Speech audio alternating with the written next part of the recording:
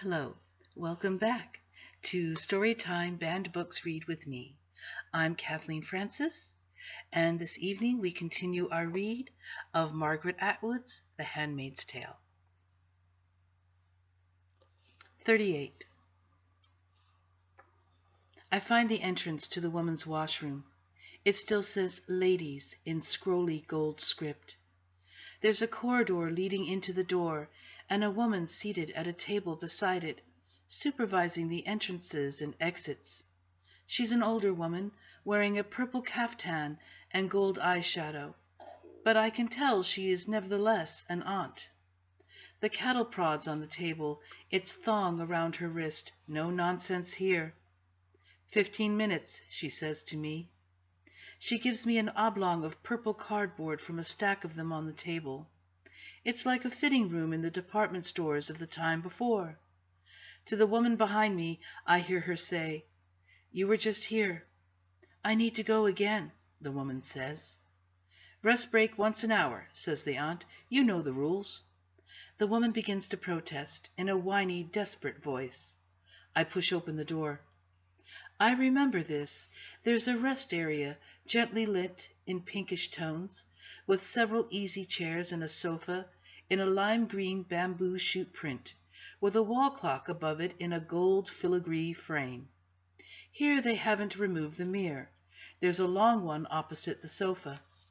You need to know here what you look like.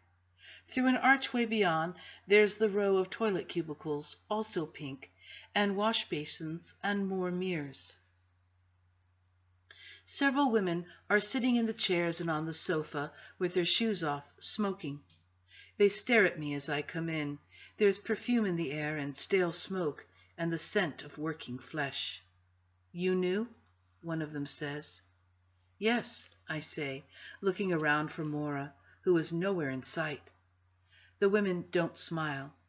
They return to their smoking as if it's serious business. In the room beyond, a woman in a catsuit with a tail made of orange fake fur is redoing her makeup.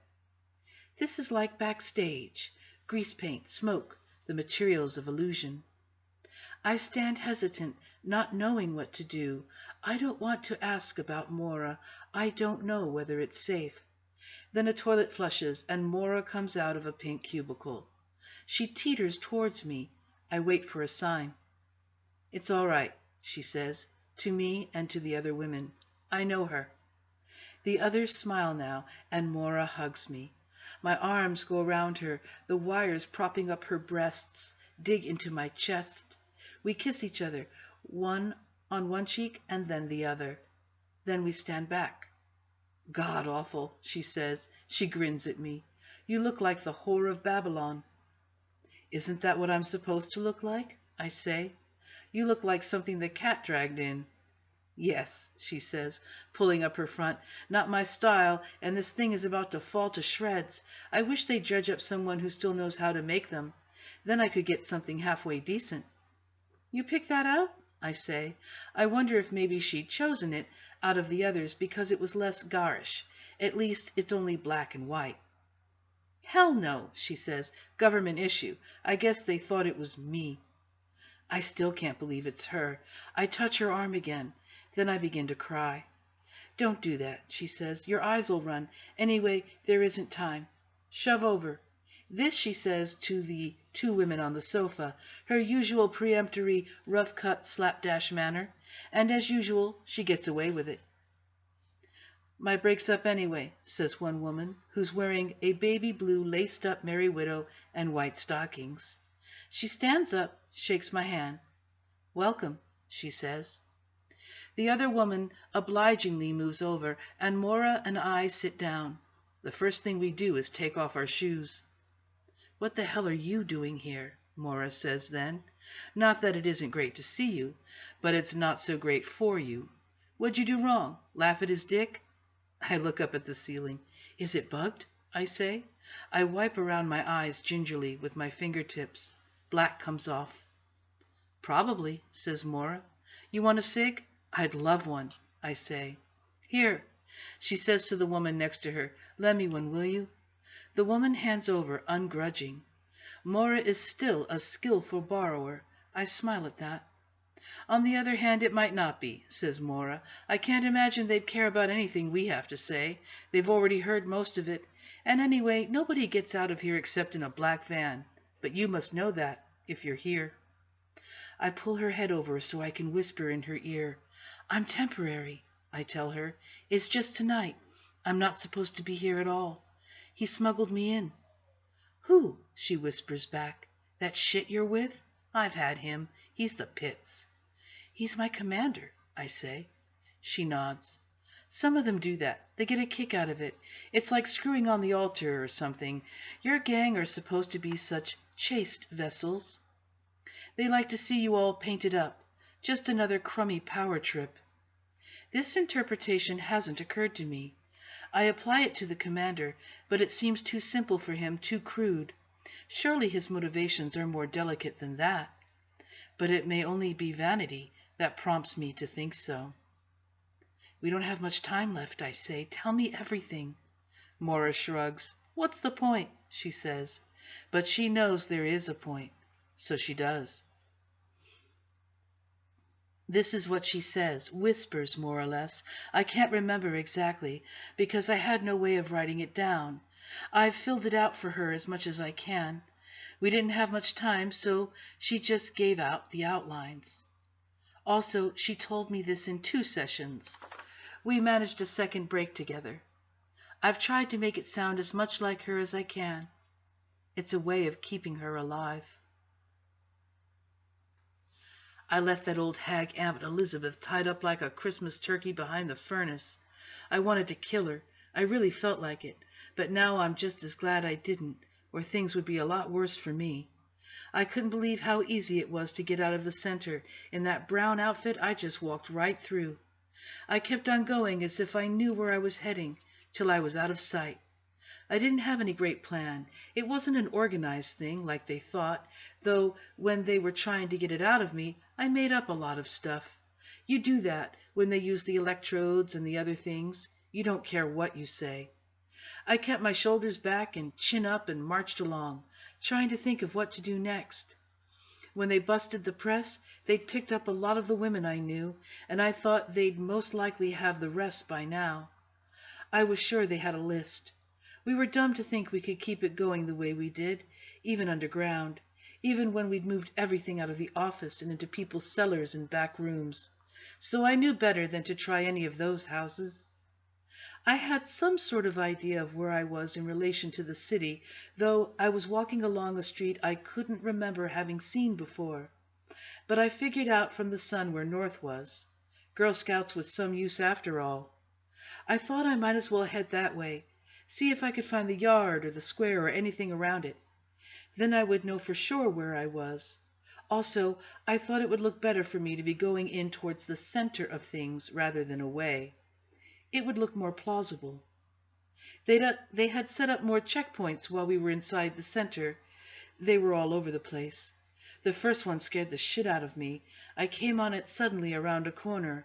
I knew it wouldn't look right if I turned around in full view and went back, so I bluffed it through, the same as I had at the gate, putting on that frown and keeping myself stiff and pursing my lips and looking right through them as if they were festering sores. You know, the way the ants look when they say the word man. It worked like a charm, and it did at the other checkpoints too. But the insides of my head were going around like crazy. I only had so much time before they found the old bat and sent out the alarm. Soon enough they'd be looking for me, one fake aunt on foot. I tried to think of someone. I ran over and over the people I knew. At last I tried to remember what I could about our mailing list. We destroyed it, of course, early on. Or we didn't destroy it. We divided it up amongst us, and each one of us memorized a section. And then we destroyed it. We were still using the mails then, but we didn't put our logo on the envelopes anymore. It was getting far too risky. So I tried to recall my section of the list. I won't tell you the name I chose because I don't want them to get in trouble, if they haven't already. It could be I've spilled all this stuff. It's hard to remember what you say when they're doing it. You'll say anything. I chose them because they were a married couple, and those were safer than anyone who was single, and especially anyone gay. I also remembered the designation beside their name. Q, it said, which meant Quaker. We had the religious denominations marked where there were any, for marches. That way you could tell who might turn out to what. It was no good calling on the C's to do abortion stuff, for instance. Not that we'd done much of that lately. I remembered their address, too. We'd grilled each other on those addresses. It was important to remember them exactly, zip code and all. By this time, I'd hit Massachusetts Avenue, and I knew where I was. And I knew where they were, too. Now I was worrying about something else. When these people saw an ant coming up the walk, wouldn't they just lock the door and pretend not to be home? But I had to try it anyway. It was my only chance. I figured they weren't likely to shoot me. It was about 5 o'clock by this time. I was tired of walking, especially that ant's way like a goddamn soldier, poker up the ass, and I hadn't had anything to eat since breakfast. What I didn't know, of course, was that in those early days, the aunts and even the center were hardly common knowledge. It was all secret at first, behind barbed wire. There might have been objections to what they were doing, even then. So although people had seen the odd aunt around, they weren't really aware of what they were for. They must have thought they were some kind of army nurse.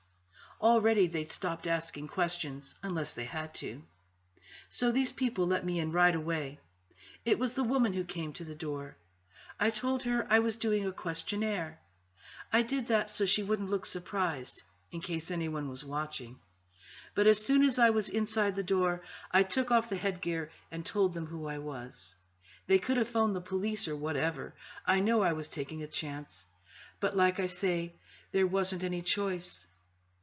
Anyway, they didn't. They gave me some clothes, a dress of hers, and burned the aunt's outfit and the pass in their furnace. They knew that had to be done right away. They didn't like having me there, that much was clear. It made them very nervous. They had 2 little kids, both under 7. I could see their point. I went to the can. What a relief that was. Bathtub full of plastic fish and so on. Then I sat upstairs in the kids' room and played with them and their plastic blocks while their parents stayed downstairs and decided what to do about me. I didn't feel scared by then. In fact, I felt quite good. Fatalistic, you could say. Then the woman made me a sandwich and a cup of coffee, and the man said he'd take me to another house. They hadn't risked phoning. The other house was Quakers too, and they were pay dirt, because they were a station on the underground female road. After the first man left, they said they'd try to get me out of the country. I won't tell you how, because some of the stations may still be operating. Each one of them was in contact with only the other one, and then the next, always the next one along. Each one of them was in contact with only one other one, always the next one along. There were advantages to that. It was better if you were caught, but disadvantages too, because if one station got busted, the entire chain backed up until they could make contact with one of their couriers, who could set up an alternate route. They were better organized than you'd think, though. They'd infiltrated a couple of useful places. One of them was the post office. They had a driver there with one of those handy little trucks. I made it over the bridge and into the city proper in a mail sack. I can tell you that now because they got him, soon after that. He ended up on the wall. You hear about these things. You hear a lot in here. You'd be surprised. The commanders tell us themselves. I guess they figure, why not? There's no one we can pass it on to except each other, and that doesn't count. I'm making this sound easy, but it wasn't. I nearly shat bricks the whole time. One of the hardest things was knowing that these other people were risking their lives for you when they didn't have to. But they said they were doing it for religious reasons, and I shouldn't take it personally. That helped some. They had silent prayers every evening. I found that hard to get used to at first, because it reminded me too much of that shit at the center. It made me feel sick to my stomach, to tell you the truth. I had to make an effort, tell myself that this was the whole other thing. I hated it at first, but I figure it was what kept them going. They knew more or less what would happen to them if they got caught. Not in detail, but they knew. By that time, they'd started putting some of it on the television, the trials and so forth.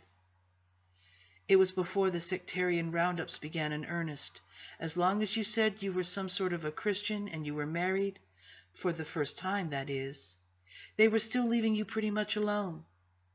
They were concentrating first on the others.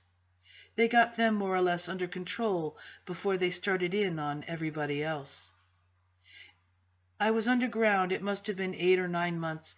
I was taken from one safe house to another. There were more of those then. They weren't all Quakers. Some of them weren't even religious. They were just people who didn't like the way things were going. I almost made it out.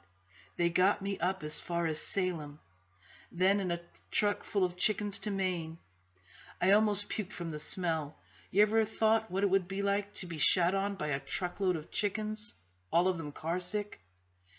They were planning to get me across the border there, not by car or truck, that was already too difficult, but by boat, up the coast. I didn't know that until the actual night. They never told you the next step until right before it was happening. They were careful that way. So I don't know what happened. Maybe somebody got cold feet about it, or somebody outside got suspicious, or maybe it was the boat. Maybe they thought the guy was out in his boat at night too much. By that time, it must have been crawling with eyes up there and everywhere else close to the border. Whatever it was, they picked us up just as we were coming out at the back door to go down to the dock. Me and the guy, and his wife too. They were an older couple, in their 50s. He'd been in the lobster business, back before all that happened to the shore fishing. I don't know what became of them after that, because they took me into a separate van.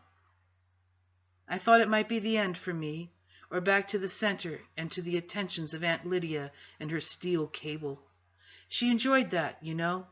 She pretended to do all that love the sinner, hate the sin stuff, but she enjoyed it. I did consider offing myself, and maybe I would have if there'd been any way. But they had 2 of them in the back of the van with me, watching me like a hawk. Didn't say a hell of a lot, just sat and watched me in that wall-eyed way they have, so it was no go.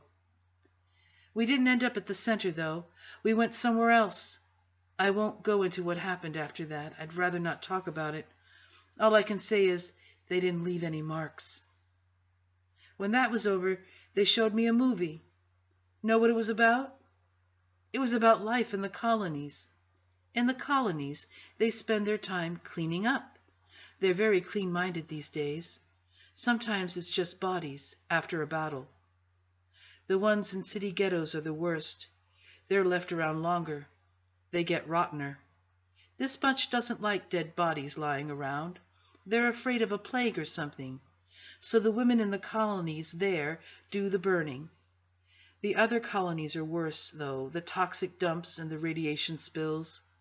They figure you've got 3 years maximum at those before your nose falls off and your skin pulls away like rubber gloves. They don't bother to feed you much or give you protective clothing or anything. It's cheaper not to. Anyway, they're mostly people they want to get rid of. They say there are other colonies, not so bad, where they do agriculture, cotton and tomatoes and all that. But those weren't the ones they showed me the movie about. It's the old women. I bet you've been wondering why you haven't seen too many of those around anymore. And handmaids who've screwed up their 3 chances. And incorrigibles, like me. Discards, all of us. They're sterile, of course. If they aren't that way to begin with, they are after they've been there for a while. When they're unsure, they do a little operation on you, so there won't be any mistakes. I'd say it's about 1/4 men in the colonies, too. Not all of those gender traitors end up on the wall. All of them wear long dresses, like the ones at the center, only gray. Women and the men, too, judging from the group shots. I guess it's supposed to demoralize the men, having to wear a dress. Shit, it would demoralize me enough. How do you stand it, everything considered? I like this outfit better. So after that, they said I was too dangerous to be allowed the privilege of returning to the Red Center. They said I would be a corrupting influence. I had my choice, they said. This or the colonies. Well, shit, nobody but a nun would pick the colonies. I mean, I'm not a martyr. If I had my tubes tied years ago, I wouldn't even have needed the operation. Nobody in here with viable ovaries either. You can see what kind of problem it would cause. So here I am. They even give you face cream. You should figure out some way of getting in here. You'd have 3 or 4 good years before your snatch wears out, and they send you to the boneyard. The food's not bad, and there's drink and drugs if you want it, and we only work nights. Mora, I say, you don't mean that.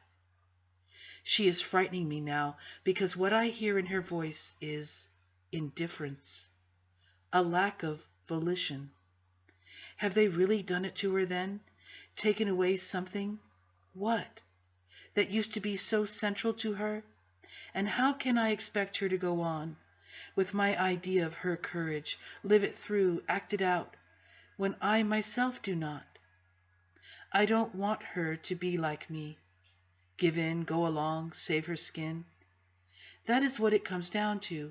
I want gallantry from her, swashbuckling, heroism, single-handed combat, something I lack. Don't worry about me, she says. She must know some of what I'm thinking. I'm still here. You can see it's me. Anyway, look at it this way. It's not so bad. There's lots of women around. Butch paradise, you might call it. Now she's teasing, showing some energy, and I feel better. Do they let you? I say. Let? Hell, they encourage it. You know what they call this place among themselves? Jezebels. The ants figure we're all damned anyway. They've given up on us. So it doesn't matter what sort of vice we get up to, and the commanders don't give a piss what we do in our off time. Anyway, women on women sort of turns them on. What about the others? I say. Put it this way, she says. They're not too fond of men. She shrugs again. It might be resignation. Here is what I'd like to tell. I'd like to tell a story about how Mora escaped, for good this time. Or if I couldn't tell that, I'd like to say she blew up Jezebel's, with 50 commanders inside it. I'd like her to end with something daring and spectacular, some outrage, something that would befit her. But as far as I know, that didn't happen. I don't know how she ended, or even if she did, because I never saw her again.